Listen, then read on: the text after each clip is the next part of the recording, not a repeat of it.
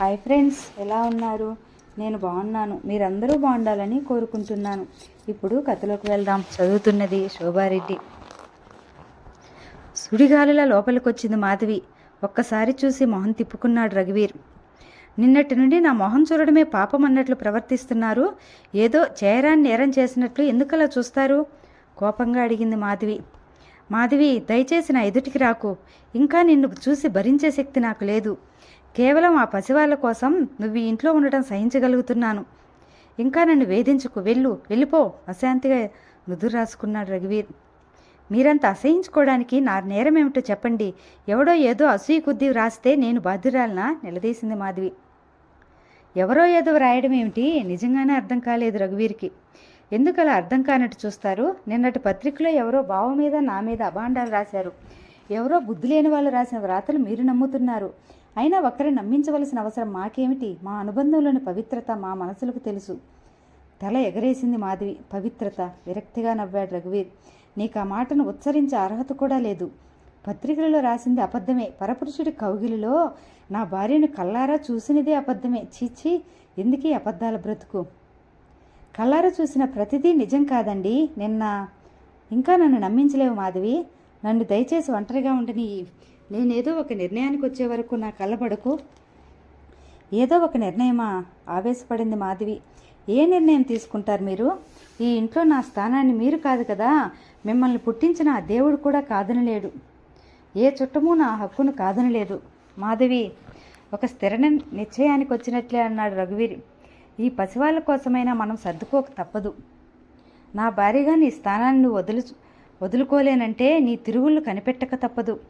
ఇప్పటికైనా జరిగిపోయింది ఇద్దరం మర్చిపోదాం.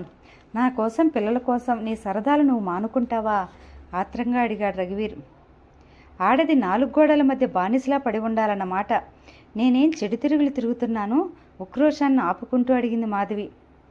ఏది మంచి తిరుగుడో ఏది చెడు తిరుగుడో నాకు తెలియదు మాధవి. కానీ ఊళ్ళో వాళ్ళందరికీ నా భార్య పేరు కాలక్షేపానికి పనికి రావడం నేను సహించలేను. ఇంతకీ ఈ గది నుండి నువ్వు బయటకు పెడతావా లేక నన్ను వెళ్ళిపోమంటావా? రాను రాను రఘువీర్ స్వరంలో తీవ్రత చోటు చేసుకోసాగింది. ఎంతైనా మగవాడిననే అహంభావం. ఎంతకాలం మీ ఆటలు సాగుతాయో నేను చూస్తాను. తల ఎగరేసి లోపలికి నడిచింది మాధవి. Bloody women's bitch! రఘువీర్ పిడికిళ్ళు బిగుసుకున్నాయి ఆవేశంతో. వారం రోజులు గడిచాయి. మాధవికి పిచ్చి ఎక్కినట్టు ఉంది. ఈ వారం రోజుల్లోనూ రఘువీర్ ఒక్కసారి కూడా తనను కన్నెత్తి చూడలేదు, మాట్లాడలేదు. తననే మాట్లాడనివ్వలేదు. వీలైనంతసేపు ఆఫీసులో కాలక్షేపం. ఇంటికి వచ్చిన తర్వాత పిల్లలే లోకం. ఇది వరకు భోజనానికి మధ్యాహ్నం ఇంటికి వచ్చాడు. ఇప్పుడు క్యారియర్ ఆఫీస్కే తెప్పించుకుంటున్నాడు. టైంకి డైనింగ్ టేబుల్ దగ్గరికి వెళ్ళి కూర్చుని మంగమ్మ పెట్టిందేదో తిని తిరిగి బెడ్రూమ్కి వచ్చేస్తుంది మాధవి. కాలక్షేపం కాక కొట్టుకుంటోంది. ఇటు భానుమూర్తి జాడా లేదు. ఇంతకాలం భానుమూర్తి రచనలను పేరు చేస్తూ సభలకు సమావేశాలకు వెడుతూ క్షణం తీరిక లేకుండా కాలం గడిపే మాధవి మాట్లాడే తోడులేని ఆ ఇంట్లో కాలం గడపడం దుర్భరంగా ఉంది. వారం రోజులుగా భానుమూర్తి ఎందుకు రాలేదో మాధవి ఊహకు అందడం లేదు. నిజంగా రఘువీర్కు భయపడుతున్నాడా? అంతటి పిరికివాడా తన బావ? కాదు, ఏదో పని హడావిడిలో ఉండి ఉంటాడు. అందుకే తిరిగి లేక రాలేదు. ఈ వారం రోజుల్లోనూ కొత్త రచనలు ఏం చేశాడో ఒక్కసారి భానుమూర్తి ఇంటికి వెళ్ళొస్తే. నీతిబోధ చేసిన నీరజ కళ్ళ ముందు మెదిలింది. తనను అపార్థం చేసుకున్నా ఆమె మొహం చూడవలసిన అవసరం తనకేమిటి? తను కావాలంటే తను పిలిస్తే రాకుండా ఉండగలడా తన బావ?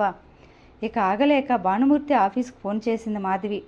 ఇన్ని రోజులు రఘువీర్ అపార్థం చేసుకున్నాడేమోననే అనుమానంతో మాధవిని చూడడానికి కూడా రాని భానుమూర్తి మాధవి ఫోన్ రావడమే తడవుగా ఆఫీసులో పర్మిషన్ పెట్టి రెక్కలు కొట్టుకుని వారినట్లుగా వచ్చేశాడు. మాధవి! ఎదుట మంచం మీద పడుకుని ఉన్న మాధవిని చూసి నమ్మలేనట్లు పిలిచాడు భానుమూర్తి.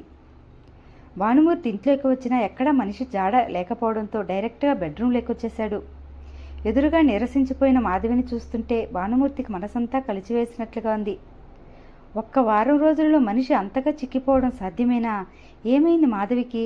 రఘువీర్ తన అనుమానాలతో మాధవిని హింసిస్తున్నాడా? భానుమూర్తిని చూస్తూనే ఒక్క ఉదుటని లేచి అతని గుండెలపై వాలిపోయింది మాధవి. ఏమైంది మాధవి? ఎందుకు ఇలా అయిపోయావు? ఏం జరిగింది? ఆత్రంగా అడిగాడు. బావా! భానుమూర్తి గుండెల్లో తలదాచుకుని వెక్కి వెక్కి ఏడ్చింది. నేనేం తప్పు చేసినాను బావా? ఈ వారం రోజుల్లోనూ ఒక్కసారి కూడా నన్ను చూడాలనిపించలేదా? భానుమూర్తి తెల్లబోయాడు. తన మీద బెంగతోనే మాధవి ఇంతగా నిరసించిపోయిందా? తనని ఇంతగా అభిమానిస్తుందా, ఆరాధిస్తుందా? భానుమూర్తి మనసులో మాధవిపై వెల్లువల్లా పొంగిపోయింది. బావా, ఇంక నన్ను వదిలిపెట్టకు బావా, నిన్ను చూడకుండా బతకలేను. మెల్లిగా గొనుక్కుతున్నట్లుగా అంది. భానుమూర్తిని మరింతగా అల్లుకుపోతోంది మాధవి లతల. భానుమూర్తి ప్రవరాక్రియమీ కాదు. మాధవి వెక్కి వెక్కి ఏడుస్తోంది. ఎదుట నిస్సహాయంగా చూస్తూ కూర్చుండిపోయాడు భానుమూర్తి. ఇద్దరికీ ఆవేశాలు చల్లారిన తర్వాత కానీ తాము చేసిన పనిలోని పొరపాటు అవగతం కాలేదు. అంతవరకు ఏదో మాయ తమను కమ్మేసినట్లుగా ఫీలవుతున్నారు. బాబా, మనం చేసింది తప్పు కదూ, పాపం కదూ? వెక్కి వెక్కి ఏడుస్తూ అడిగింది మాధవి. మాధవి ఒక నిర్ణయానికి వచ్చినట్లు స్థిరంగా అన్నాడు భానుమూర్తి. ఏది తప్పు, ఏది ఒప్పు? మనం ఎంతకాలం ఏనాడైనా ఇటువంటి అనుబంధాన్ని కావాలని కోరుకున్నామా? అసలు ఎప్పుడైనా ఊహించుకున్నామా? మన చుట్టూ ఉండే 10 మంది వారి వారి అపోహలతో, అపార్థాలతో మన మీద మనకు లేనిపోని ఆలోచనలు పుట్టించారు. తప్పేమైనా ఉంటే వారిదే కానీ మనదేమీ కాదు మాధవి. ఇక పాపం అంటావా? ఆనాడు పెద్దల మాటను కాదనకుండా ఉండి ఉంటే ఈనాడు ఇది పాపమేమోననే అనుమానం నీకు వచ్చి ఉండేదా మాధవి? మనసుకు నచ్చిన దారిని నడవడమే ధర్మం. అయినా నువ్వు కూడా సామాన్యురాల్లా ఆలోచిస్తున్నావేంటి మాధవి?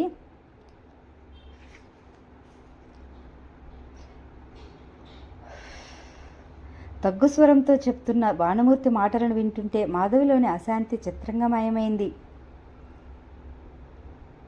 అసలు జీవితం ఎందుకు? జీవితానంది కాదా? అవును, జీవితం ఎందుకు? చలం ఏం చెప్పాడు? జీవితం ఆనందానికి, సెక్స్ ద్వారా కలిగే ఆనందానికి, స్వేచ్ఛలో సెక్స్ ద్వారా కలిగే ఆనందానికి. ఇంత చదివి ఇంతకాలం బావకు శిష్యర్కం చేసిన తనలో ఈ బేలతనం ఎలా వచ్చింది? తనలాంటి వారికి తగదు. మాధవిలో కలుగుతున్న మార్పులను గమనించి మెల్లిగా తనలో తనే నిట్టూర్చాడు భానుమూర్తి. నిజమే, అసలే రఘువీర్ ప్రవర్తనతో అప్పటికే మనసు చెదిరి ఉన్న మాధవికి తాను కూడా చేయూతనివ్వకపోతే, దూరంగా ఉండిపోతే ఆ అమాయకురాలు ఏమైపోతుంది? ఇప్పుడు జరిగిందేమి విడ్డూరము, విపరీతం కాదే. చాలా సహజమైన, ప్రకృతి సిద్ధమైన పరిణామం. మెల్లిగా మాధవి వద్ద సెలవు తీసుకుని బయలుదేరాడు. మాధవిలో ఏవేవో కొత్త ఆలోచనలు చోటు చేసుకుంటున్నాయి. ఏ పని అయినా, మంచి అయినా చెడైనా మొదటిసారి చేయడమే కష్టం. ఒకసారి చేసిన తర్వాత అది చాలా సహజమైపోతుంది. భానుమూర్తి తరచూ మాధవి దగ్గరకు వస్తూనే ఉన్నాడు. రఘువీర్ ఎంతో అపురూపంగా కట్టించుకున్న 2వ అంతస్తులోని బెడ్రూమ్లోని వారి ప్రణయ కలాపాలు యథేచ్ఛగా సాగిపోతూనే ఉన్నాయి. పగలంతా రఘువీర్ ఆఫీసులో ఉంటాడు, పిల్లలు స్కూల్లో ఉంటారు. ఇక వారికి అడ్డుకేముంది? ఒక వంట మనిషికి, పనికూరవాడికి భయపడతారా? అయినా వాళ్ళు క్రింద ఎక్కడో వారి వారి పనుల్లో ఉంటారు.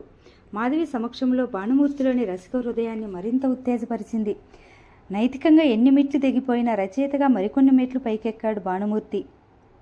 మాధవి భానుమూర్తి రచనలు పేరు చేయడము, అతనిలోని సభలు సమావేశాలకు అతనితో హాజరు కావడము మామూలుగా జరిగిపోతున్నాయి. రోజులు ఎవరికోసమో ఆగిపోవు. దారిన అది కాలచక్రం తిరుగుతూనే ఉంది. డాడీ, రఘువీర్ని పట్టుకుని బావురుమంది సుధ. ఏమిటమ్మా, ఏమైంది తల్లి? అదుర్దాగా కూతురిని దగ్గరకు తీసుకున్నాడు రఘువీర్. ఆ అంకుల్ని మన ఇంటికి రానివ్వక నాన్న, వెక్కి వెక్కి ఏడ్చింది సుధ. ఎవరినమ్మా, ఏం జరిగింది? అర్థం కాక అడిగాడు రఘువీర్. అదే నాన్న, ఆ భానుమూర్తి అంకుల్. మధ్యాహ్నం క్లాసులు లేవని ఇంటికి వచ్చేసాను. వచ్చేసరికి మేడ మీద నీ గదిలో అమ్మ బావురుమంది 12 ఏళ్ల సుధ. సుధను గుండెలకు హత్తుకున్నాడు. సుధ తలపై 2 కన్నీటి బొట్లు పడ్డాయి. నాన్న, బిత్తరపోయి తండ్రి వైపు తలెత్తి చూసింది సుధ. రఘువీర్ మొహం జేబురించి ఉంది. కళ్ళల్లో ఎర్రజీరలు కొట్టొచ్చినట్లు కనిపిస్తున్నాయి. ఆవేశంతో సుధను పట్టుకున్న చేతులు గట్టిగా బిగుసుకున్నాయి. నాన్న, నాకు భయమేస్తుంది నాన్న. మళ్ళీ ఇంకోసారి బావురుమంది సుధ. సుధ ఏడుపుతో ఈ లోకంలోకొచ్చాడు రఘువీర్. తనను తాను కంట్రోల్ చేసుకున్నాడు. ఆ అంకుల్ తరచూ వస్తూనే ఉన్నాడంట నాన్న. గోపి చెప్పాడు. ఇదేం కొత్త కాదులే అన్నాడు. దేవుడు లాంటి అయ్యగారుండగా, ముత్యాలు లాంటి పిల్లలుండగా అమ్మగారికి ఇదేం పుద్దో. కలికాలం అంది నాన్న మంగమ్మ. బెదురుతూ చెప్పింది సుధ. ఏం చేయాలి? నుదురు కొట్టుకున్నాడు రఘువీర్. పిల్లల్ని హాస్టల్లో చేర్పించేస్తే? ముఖ్యంగా సుధకు వయసు వస్తుంది. మంచి చెడు ఆలోచించే ఊహ తెలుస్తుంది. కానీ పిల్లలను దూరంగా ఉంచినంత మాత్రాన సమస్య పరిష్కారం కాదే. పోనీ మాధవి ఆ భానుమూర్తితో వెళ్ళిపోతానంటే నిశ్చింతగా వెళ్ళిపోవచ్చు. మాధవికి విడాకులు ఇచ్చి అతనితో పంపించేస్తే అతను మాధవిని తీసుకువెళ్ళడానికి సిద్ధంగా ఉన్నాడా? కోర్టుకెక్కి 10 మందిలోనే ఎలా తలెత్తుకు తిరగగలుగుతాడు? అయినింటి ఆడపడుచు మాధవికి గుణాలు ఎలా వచ్చాయి? ఏ జన్మలోని పాపానికి ఇది శిక్ష? మాధవిని దండించలేని, అదుపులో పెట్టుకోలేని అసమర్థతేనా? మాధవి, నీతో మాట్లాడాలి. చాలా కాలం తర్వాత తనంత తానుగా లోపలికి వచ్చి మాట్లాడుతున్న భర్త వైపు వింతగా చూసింది. చెప్పండి. తను వేసుకున్న ముడి సరిగా కుదిరిందో లేదో అద్దంలో చూసుకుంటూ అంది మాధవి.